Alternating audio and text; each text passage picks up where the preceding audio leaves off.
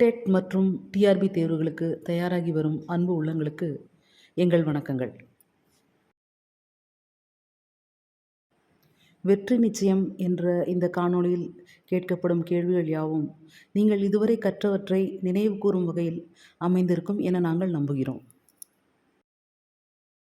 அன்பு நண்பர்களே, இன்று நாம் காண இருப்பது எஜுகேஷன் சைக்காலஜி மற்றும் சைல்ட் டெவலப்மெண்ட் பாடத்திற்கான TET and TRB model questions. பரிசோதனை என்பது எவ்வகையான உற்றுநோக்கல்? Which type of observation is experiment? விடை 1 கட்டுப்பாடற்ற அன்கண்ட்ரோல்டு, விடை 2 கட்டுப்படுத்தப்பட்ட கண்ட்ரோல்டு, விடை 3 நிபந்தனையற்ற அன்கண்டிஷன்டு, விடை 4 திறந்த ஓபன். விரிந்த சிந்தனை கீழ்கண்ட எதற்கு வழிவகுக்கும்? The divergent thinking leads to which one of the following?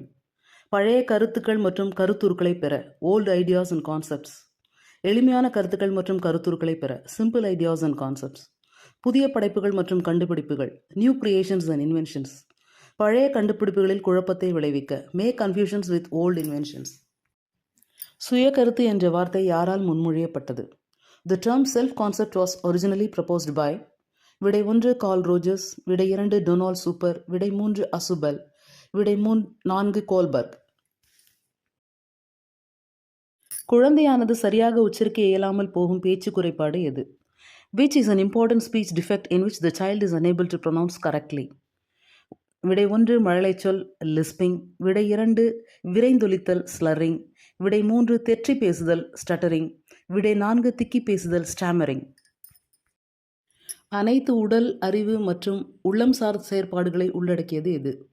Which one of the following includes all physical, cognitive and affective activities?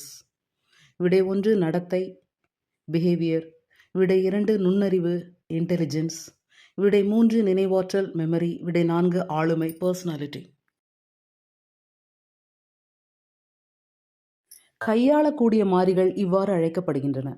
The variable which can be manipulated is known as விடை 1 தனித்த மாறி independent variable, விடை 2 சார்பு மாறி dependent variable, விடை 3 கட்டுப்படுத்தப்பட்ட மாறி controlled variable, விடை 4 இடைவினை மாறி இன்டர்வீனிங் வேரியபிள். பழமை ஆக்க நிலைநிறுத்த கோட்பாடு என்பதை முதலில் முன்னுரைத்தவர் யார்? Who propounded the classical conditioning theory? விடை 1 B.F. ஸ்கின்னர், விடை 2 ஜான் பியாஜே, விடை 3 இயல் தால்மன், விடை 4 பாவ்லாவ்.